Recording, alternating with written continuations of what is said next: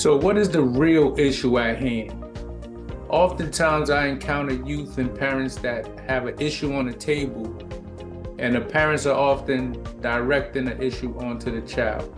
But what is the real issue at hand? Oftentimes, there's some things that may be going on in that parent-child dynamic that the parent refuses to accept as the reality. And I'll give you a few examples.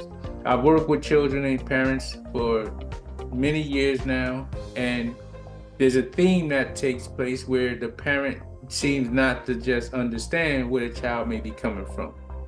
Now, my name is Tahaka Sankara, and I'm a licensed clinical social worker. I'm a licensed clinical alcohol and drug counselor, and I'm also certified in trauma-focused cognitive behavior therapy.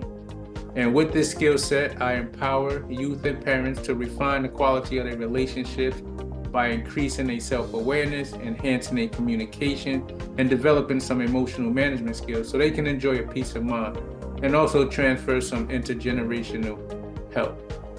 Now let's get down to this, right? So what is the real issue at hand? This is one fact that is hard to accept for most parents because parents are never wrong, right?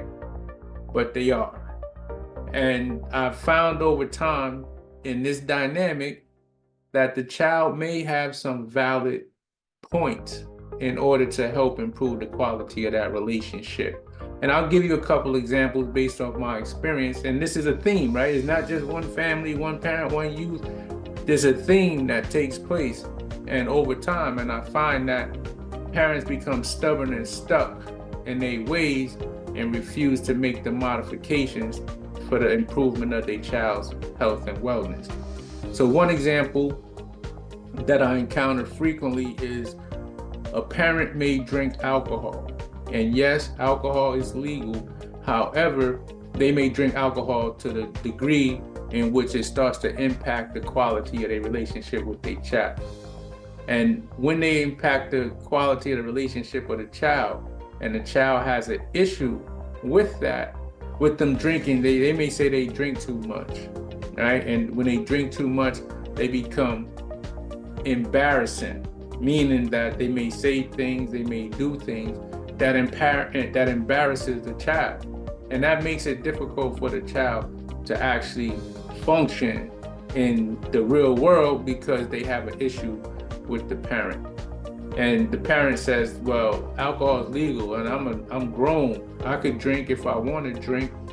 And they refuse to change that behavior, even though the child may be telling them like, listen, you drink too much like that. Like, it doesn't mean my friends come around. It doesn't look right. You know, you're saying some certain type of things.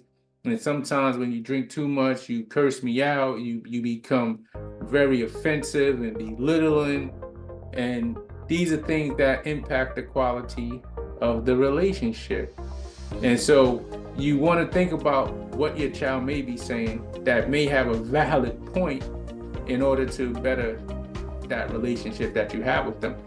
And secondly, there's a certain thing that takes place as well. Sometimes because youth don't have a way, they have a limited vocabulary in emotional expression. So they may act out in order to communicate what may be going on, even though they may not actually say what may be going on. So this is another thing that I've encountered where marital issues or co-parenting issues that may take place. And so the child may feel like they're caught in a dilemma and they're shifting and they trying to fit in, and because it becomes so frustrating and overwhelming, they just act out, right? So the parenting dynamic, that how you treat the father, how you treat the mother, it impacts the quality of the relationship that you have with your child. And in that parent-child dynamic, there's sometimes infidelity.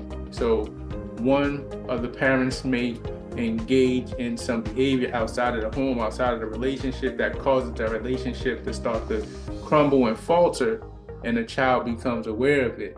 And so the child, they can't confront you about your behavior because it's not their position to confront you. So they'll act out. They'll become defiant. They'll become disrespectful. They'll become rude. They may start doing things that are rebellious to your standards, and you wondering why they're having difficulty, and you are actually the reason they're having difficulty. And so when you think about what's the real issue at hand, what's really on the table, I implore you, I encourage you as a parent, as that responsible adult in that child's life, to reflect, do some introspection, and think about some of the things that you may be doing and some of the things that you can modify or correct or not do at all in order to help the quality of that parent-child relationship. So those are a couple things. Those are some things when you think about what's the issue at hand, and parenting is usually or can be the issue at hand. And it's not always just the child. The child may just be reacting or responding to something that the parent may be doing. So take that into consideration and join the Next Gen Parenting Group, where we have an opportunity to discuss other issues, other dynamics that may come out. It's the virtual village where you get to join with other parents and like-minded adults so that you can improve the quality of your relationship and have a better influence on your child and enjoy your parenting journey along the way. So join the Next Gen Parenting Group, and I look forward to seeing you in that room.